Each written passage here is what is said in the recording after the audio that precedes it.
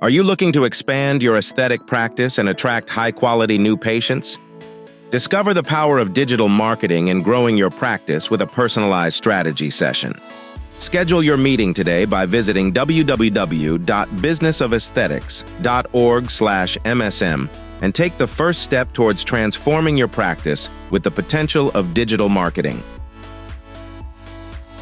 You're invited to join our exclusive monthly webinar brought to you by the Business of Aesthetics community. Don't let this chance slip through your fingers. Secure your spot now for a game-changing experience. Register for free on our homepage at www.businessofesthetics.org and get set to transform your strategies. Welcome to another episode of the Business of Aesthetics podcast, brought to you by our gold sponsors, Ekwa Marketing. Today, we're excited to welcome Michael Walker. Let's dive into his insights and experiences. Welcome to another segment of the Business of Aesthetics podcast. I'm Michael Walker, your host for this episode. Before we get started, I want to thank all of our incredible listeners from the United States and around the globe. We couldn't do this without your continuous support. A special thank you also goes out to our sponsors for this episode, Ekwa Marketing. With nearly 20 years of experience, Ekwa Marketing is a leader in digital marketing services for aesthetic practices. They're offering our listeners a complimentary digital marketing consultation, which will include a tailor-made 12-month digital strategy for your practice. Just head over to www.businessofesthetics.org/MSM to book your consultation. Now, without further delay, let's dive into our topic for today, which is getting found online, local SEO 101 for Medspas. Joining us today and welcoming back is Naren, who actually is the founder and, if I may say so, the Chief Inspiration and Vision Officer of Ekwa Marketing as well. Great to have you back with us today, Naren. Thank you so much, Michael. I'm so glad to be doing this with you. I know many of you know me. I started the Business of Aesthetics community literally 4+ years ago. And, I'm so appreciative to all of you for being here because, one of the things we try to do is to give back and doctors, practice owners all across the US and the globe, have appreciated our content. So hopefully this episode will give you a couple of tips perhaps you can, take away with you and implement. Thank you, Naren, and I'm sure they will from the comments we've had in the past, and we love getting feedback and comments. That's how others find us. We've got some questions lined up for you today, Naren, so let's get started, and I'm going to throw the first one out to you. What are the most effective strategies for identifying location-based keywords relevant to your practice area? Yeah, that's a great question. And just to kind of set the context, you are a practice owner, you want new patients, you have pretty much digital marketing as your primary method. Of course, 95% of new patients today find you through digital marketing. And within digital marketing, there are 4 buckets. One is Google SEO, which is the idea that you get traffic from Google regular search, as well as what we're going to be talking about today, what some people refer to as local SEO or Google Maps SEO. So that's one way. So you get free traffic from Google, right? Just remember that. The second way is you get traffic through Google Ads. So you can run ads either on the maps or on the regular search results, whether it's on your iPhone or on your computer, and you show up. So you pay Google $4, $5 a click, and every time somebody clicks, you are happy because somebody ends up on your website, and Google is happy because they made $5, right? So that's the second method. The third method is free social media. Just like you have free Google, that's getting traffic from social media companies like TikTok, Instagram, YouTube. Those are the top 3 right now. So that's the third method. Now, the catch is this method really works for what we call influencers, those who really make it a life's work and spend 15 to 20 hours a week and share a lot of content. Literally, they are becoming mini celebrities. Kind of think of Oprah Winfrey, who many of us know. And in the good old days, she had a TV show, and she was very popular. Same way today, we have these celebrities on social media. So typically, once you pass 100,000 followers or whatever the metric is on the relevant platform, you start getting lots of viewers. And the difference between social media and Google is social media, people are going to find you from all over the globe, literally even from other countries. So you need like significant numbers for it to translate to meaningful number of patients. So that's the third method. And the last method is getting traffic through ads. So the question, Michael, you asked me today is, what are the most effective strategies for identifying location-based keywords relevant to your practice area? So now we are specifically talking about Google, and specifically we're talking about what we call Google Maps or local search. The best way I think I would go about doing this is to look at your analytics data, because that tells us literally it comes from your website. You can embed Google Analytics codes in your website, and once you do that, and you have to spend a bit of time learning about this, it'll tell you all the different keywords people in your neighborhood are typing in, how many people are typing those keywords in, and for each keyword, Google will also tell you what's your average rank, meaning where are you showing up. So that's a great place to find out what's going on in your neighborhood. Now, when we talk about your practice area, of course, every practice is unique. By the way, what I'm going to be sharing today may not just apply to Medspa owners. It's going to apply to dermatologists. It's going to apply to plastic surgeons. It's going to apply to ophthalmologists. Anybody who's in the business of having customers pay them for their services. Or even if you're insurance driven, still it would help you because you will still get more new patients. So that's how I would do it. Just go to Google Analytics and start looking at the keywords people are typing in, Michael. That is a lot of information there. I have to say, as I'm listening to you and being having an understanding, probably like a lot of our listeners of the internet and seeing a lot of things happen. You were talking about those influencers. I was thinking about a show I like is America's Got Talent, and they have these people come on who are literally hair influencers. They've gone viral on a song, and they've come along and they've become when they go on there, they end up getting recording label. They create a whole career out of a song that they just posted on YouTube. And I think, the power of that replication is so critical. But as you laid it out, to have an actual plan, to have that data. And I just want to remind our listeners, because I know we all take it for granted, but we love these short forms. But SEO stands for search engine optimization. And I think we all know that, but I just want to make sure that we have that as a common denominator. Second question for you.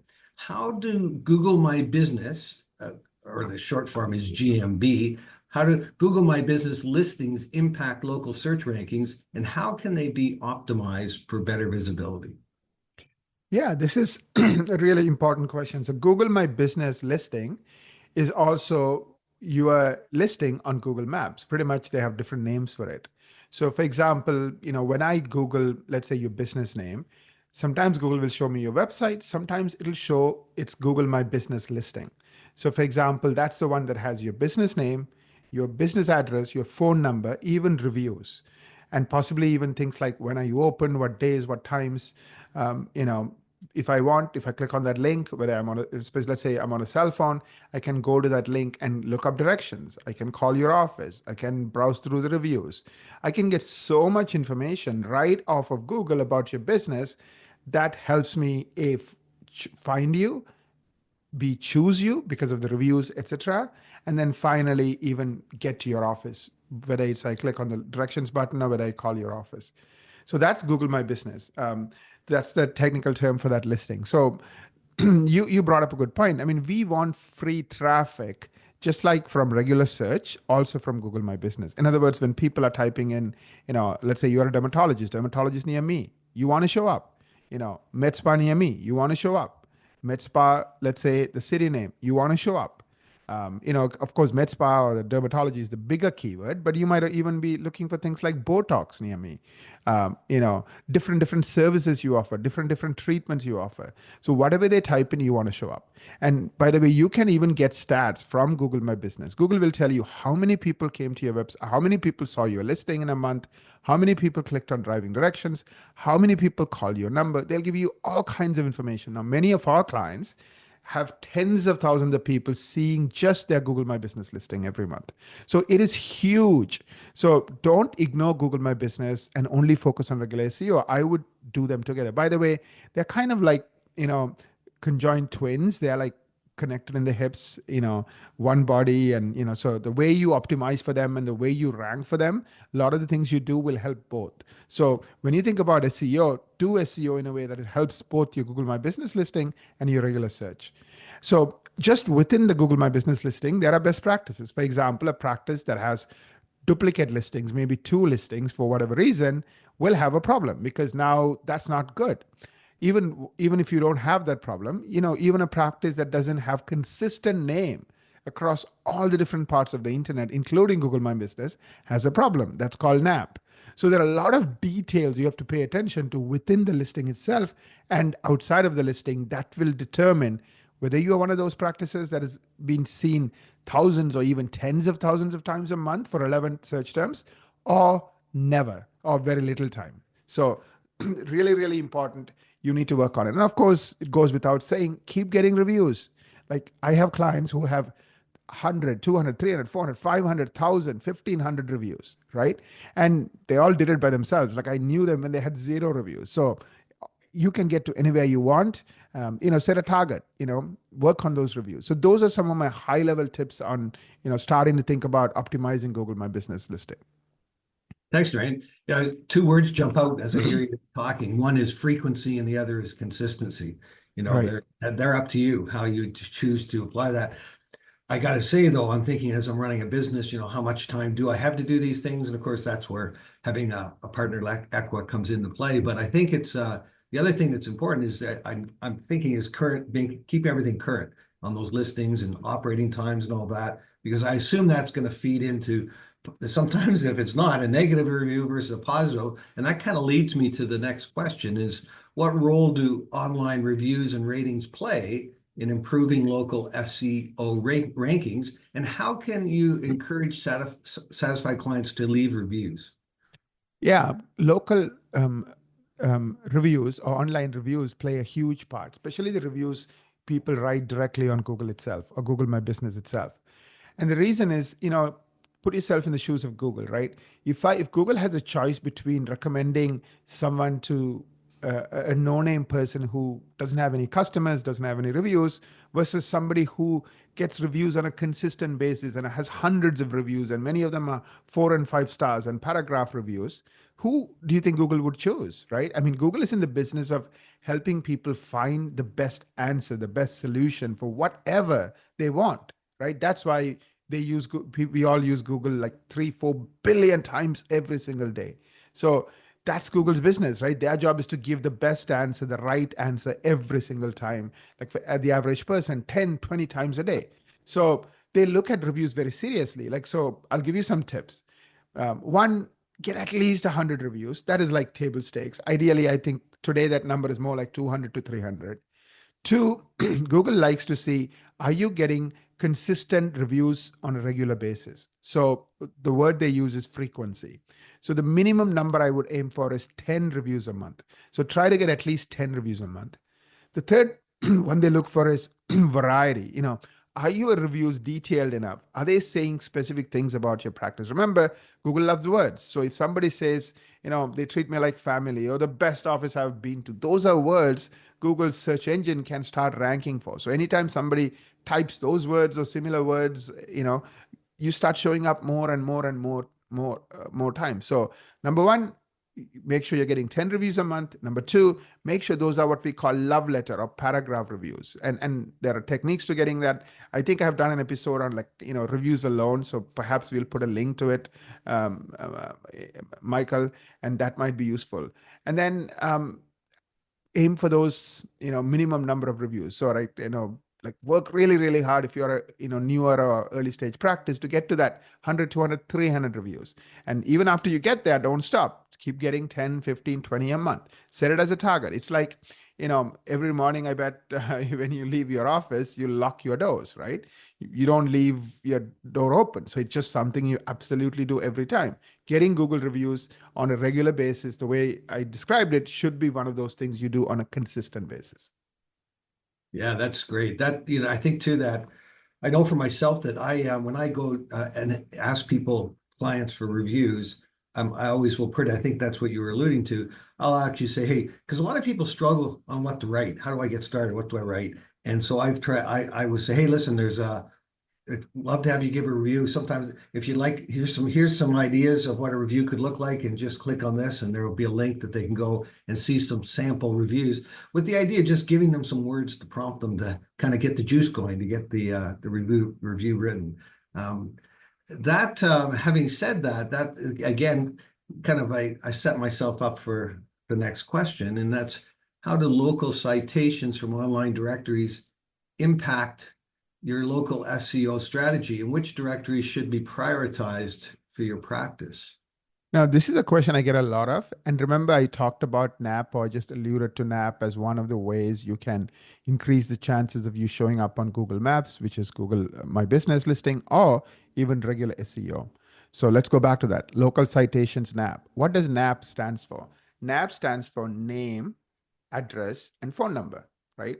That's kind of a simple way to think about it. It's an acronym that helps you remember what is important. So every practice, every business, regardless of what type of med spa, dermatology practice, plastic surgery practice you own, has a name, right?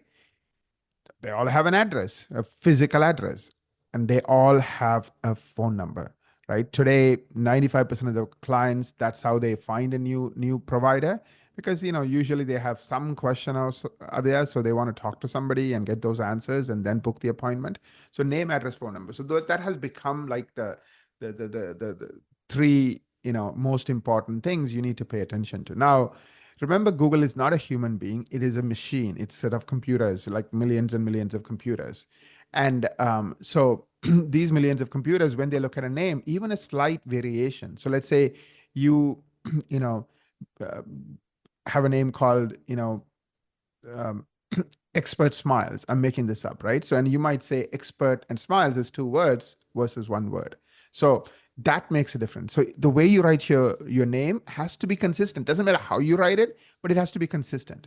So the challenge is most people don't pay attention to it. Like, I mean, 90% of the practices who we evaluate when we do what we call our marketing strategy meeting, which Michael, you mentioned at the top of the presentation, have a problem with NAP. They don't work on it. They don't consistently take care of this. So it's like, think of NAP like these 100 children you have to take care of, or hundreds of children, and somebody has to make sure they are, getting up on time and brushing their teeth and, getting ready. And let's say, you're running a hostel, right?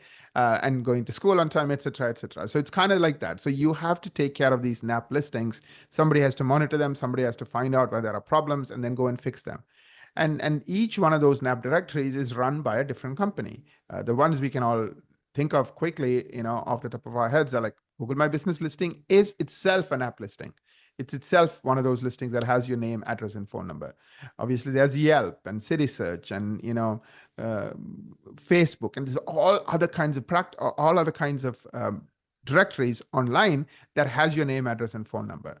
So there's no like a limit as to, only do 3 and you're going to be set. No, remember, Google is in the business of disqualifying 95% of the people or practice owners or business owners from getting free traffic. Why? That way, the 5% get all the free traffic while the 95% give Google a lot of money. The last time I checked, I think $237 billion last year for Google ads. So Google is in the business of making sure you don't get free traffic, whether it's on the maps or whether it's on regular SEO. So give them a lot of money. So the way to overcome that is there are 6 things Google cares about. Again, these 6 things apply for Google Maps or Google My Business, as well as regular search. And NAP is one of them. So you have to consistently work on it. So we have a massive team. That's all they do. They find these issues, fix them. Find these issues, fix them.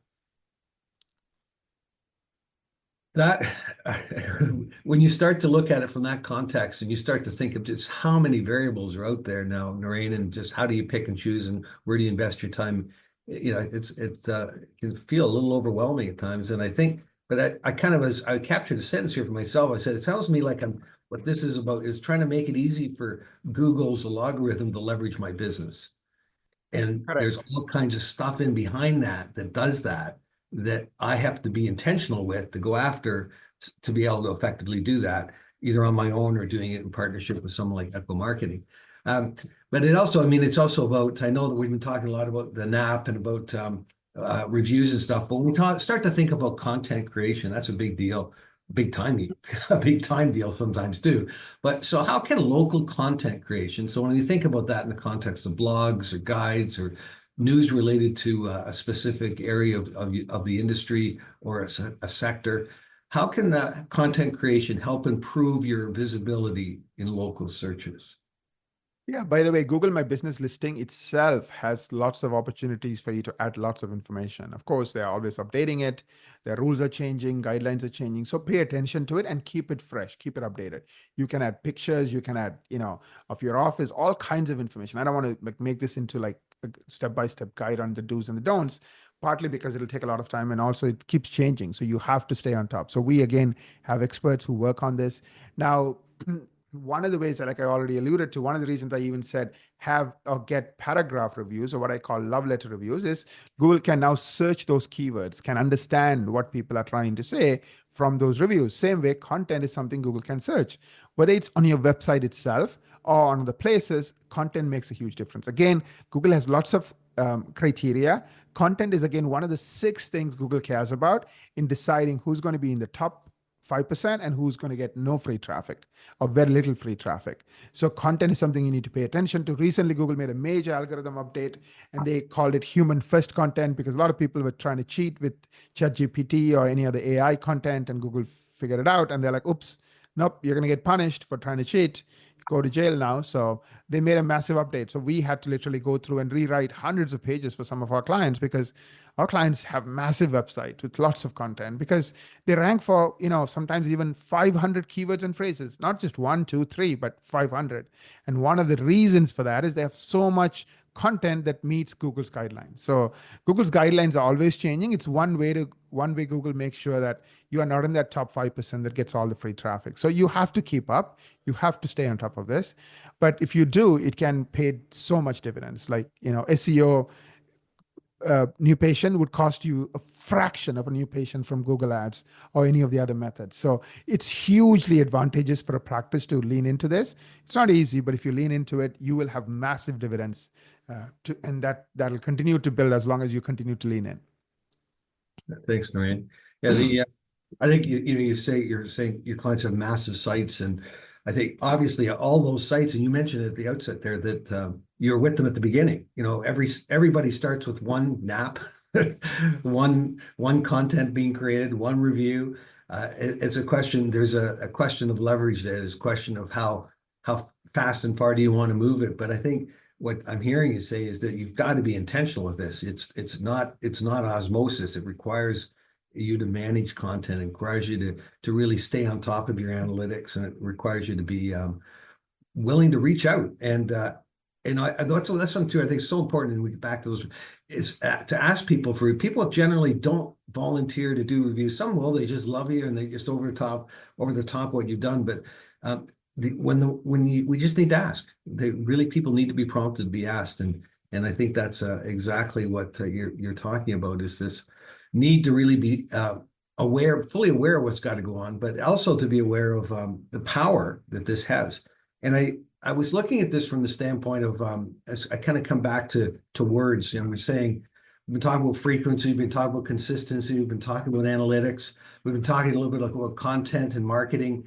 And ultimately, if we pull that all together, it's strategy and pulling all that stuff together. I just want to kind of pull this in as to say to you, when we look at that, and I mentioned at the top of the session, we talked about this digital marketing consultation.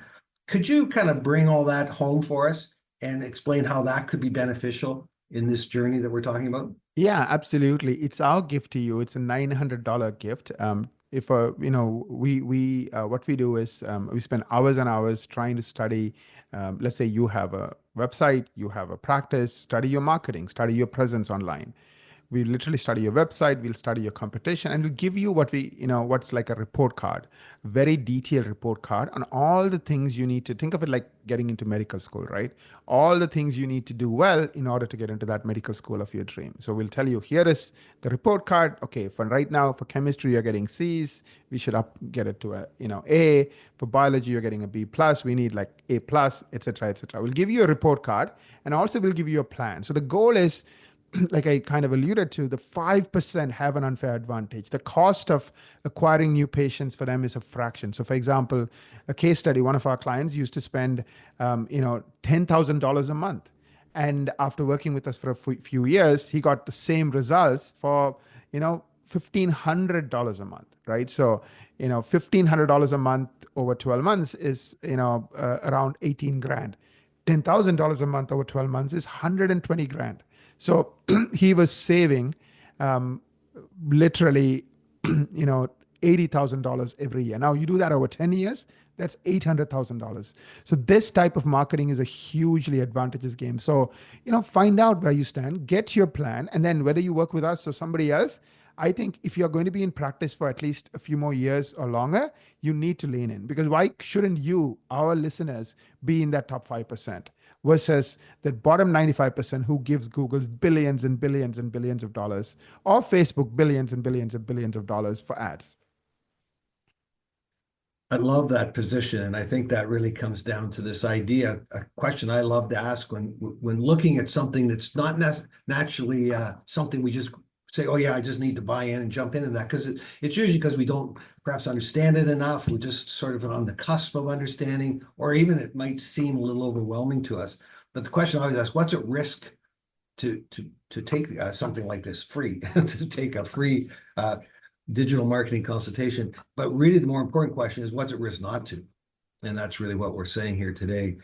Naren, thank you so much for joining us today. We're going to go ahead and start wrapping up and talking to us about a bit of your journey, your experience, and just starting to tap into understanding how to get found online, and understanding SEO, and understanding Google in some of the drivers that give us the leverage to be in that top 5% that we're talking about. I want to take a moment to thank our listeners. We appreciate every one of you. A big thank you also goes out to our sponsors, Ekwa Marketing, who are experts in digital marketing for aesthetic practices. Don't forget, as I mentioned, to make use of this offer of this free digital marketing consultation. I'll just give you that address again. It's www.businessofesthetics.org/MSM. And if you like our podcast, hey, we've just been talking about this, please share it with your friends and colleagues. And please don't forget to leave us a great love letter. I love that term, Naren. That's a new one for me. So as we wrap up, thank you so much for being with us today, and wishing you all an amazing week ahead.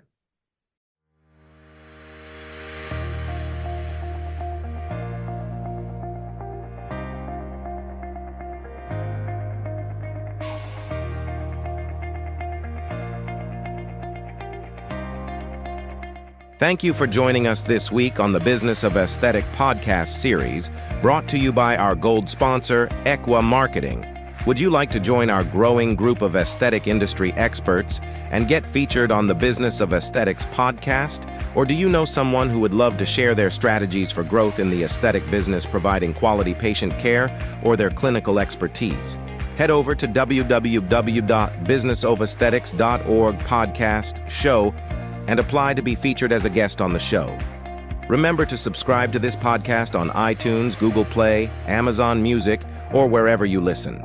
If you would like to engage with today's speakers or any of our past speakers, join our Facebook group or LinkedIn group by searching for Business of Aesthetics. Thank you, and have a great day.